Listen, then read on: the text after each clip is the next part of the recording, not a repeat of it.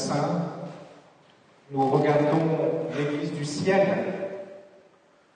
ciel qui intercède pour nous, et nous demandons que nous puissions non pas ressembler, imiter tous ces saints, mais imiter le Seigneur par telle ou telle qualité que ces saintes et ces saints ont pu donner au cours de l'histoire du monde et au cours de l'histoire de l'Église. Cette sainteté, elle est ce qui est à notre niveau, ce qui est notre vie, j'allais dire presque notre condition normale de chrétienne et de chrétien, appelée à la sainteté. Dès le baptême, nous sommes revêtus de cet appel particulier à être et à vivre dans la sainteté. Pour autant, la sainteté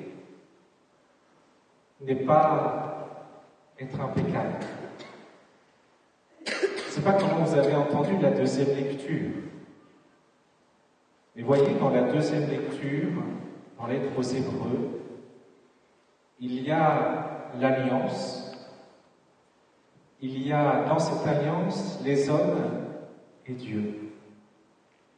Et pour que, au cœur de cette alliance, cette relation entre Dieu et les hommes puisse se faire, il faut un médiateur, il faut un intermédiaire.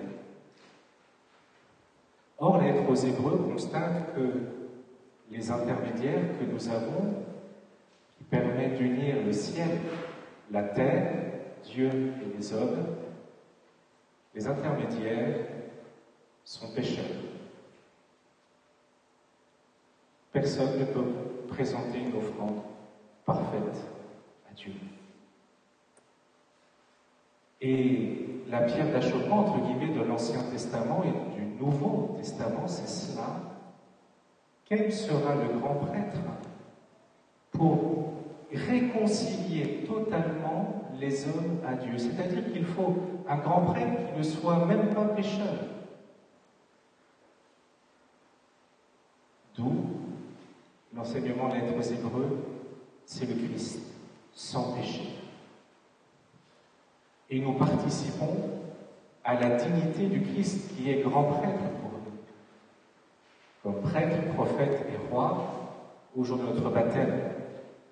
Et aussi par l'ordination sacerdotale et épiscopale, de célébrer l'Eucharistie et les sacrements ordinaires de la vie chrétienne. Et voyez, c'est à cette humilité à laquelle nous sommes appelés, et nous rappeler que celui qui est le grand prêtre par excellence, c'est le Christ, et que nous avons à participer à la dignité de la vie du grand prêtre et le Christ. Être un autre Christ. C'est cela, au cœur de notre Église, être appelé à la conversion, c'est-à-dire reconnaître que nous ne sommes pas impeccables. Nous avons des choses à changer, à convertir, à refuser. Et en même temps, ce n'est pas simplement regarder nos limites, mais c'est surtout recevoir d'une manière nouvelle le Christ grand prêtre, celui qui vient réconcilier l'humanité avec Dieu. Et peut-être regardons au cours des fêtes de la Toussaint et du 2 novembre, lorsque nous prierons pour nos défunts, qu'à chaque fois, c'est l'action du Christ, le grand prêtre, qui a agi. C'est le Christ, le grand prêtre, qui change les cœurs et les vies pour les amener à la sainteté. Voyez, par exemple, que nous avons un pape qui est en même temps jésuite, peut-être qu'il y a des obédiences jésuites parmi nous. Pour saint Ignace, il a fallu une blessure physique, pour qu'il puisse faire le point sur lui-même et voir que sa vie n'était pas en adéquation, en cohérence avec sa foi au Christ. Saint François d'Assise, il a fait l'expérience de la pauvreté, de se démunir de la noblesse pour revêtir une autre noblesse qui qui est la noblesse de Jésus. Et Saint François, c'est pas simplement les pauvres pour les pauvres, c'est accepter de revêtir une autre noblesse, une autre identité, et d'accepter que le Christ devienne mon identité. Bienheureux Nicolas Barré, même s'il est bienheureux, il est dans le ciel. Et son œuvre, il a fallu peut-être qu'il passe entre guillemets par ce qu'on pourrait appeler aujourd'hui communément un burn-out, pour qu'il puisse construire cette œuvre d'éducation. Apprendre à accueillir d'une manière nouvelle le Christ et la force du Christ dans leur vie. Et ça, c'est la grâce de la Toussaint. Demander à nous convertir, à ressembler davantage au Seigneur. Et c'est l'œuvre du Christ en nous. Peut-être, lorsque nous viendrons communier ici dans quelques instants, recevoir la bénédiction, demander au Seigneur, Seigneur, toi, Christ, grand prêtre, viens me convertir. C'est toi qui me changes. C'est toi qui agis en moi. Viens agir en moi. Viens, j'ai besoin de toi. J'ai du mal à t'accepter comme mon secours. J'ai du mal à t'accepter comme ma forteresse dans l'épreuve que je traverse. Seigneur, fortifie-moi. C'est toi qui es mon secours et mon soutien. Bien sûr, la mémoire des fidèles défunts, c'est l'action du Christ qui, par sa mort et sa résurrection, ouvre à nouveau l'horizon d'éternité pour celles et ceux qui nous ont quittés. Et c'est encore l'action, l'amour de Jésus, grand prêtre, qui est fêté au cœur de notre Église.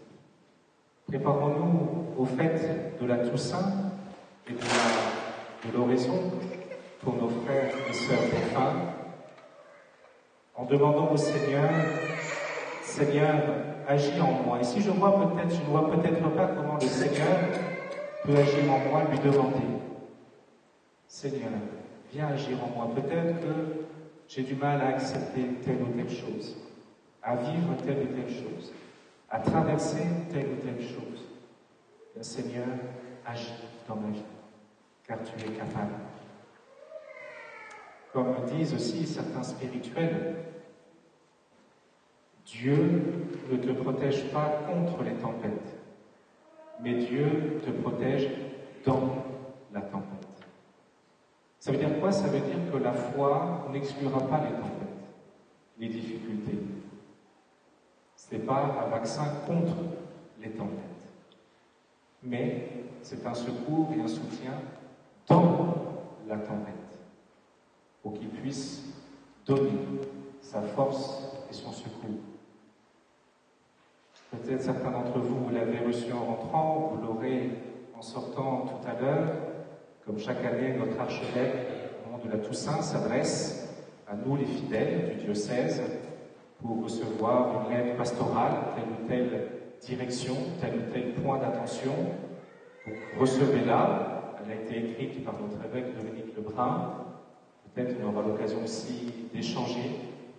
Aussi, bien sûr, dans cette époque que nous traversons, que traverse l'Église de France, nous pouvons confier tous les évêques qui vont se retrouver dès demain à Lourdes, confier aussi l'ensemble des baptisés pour que l'Église sur terre soit de plus en plus semblable au Christ grand prêtre.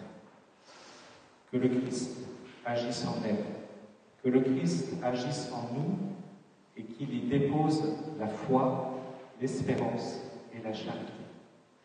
Ne soyons pas des hommes et des femmes qui vivons sans espérance, mais dans la tempête, saisissons la main du Christ, qu'il fasse de nous un peuple qui espère contre toute espérance, aujourd'hui et pour les siècles des siècles. Amen.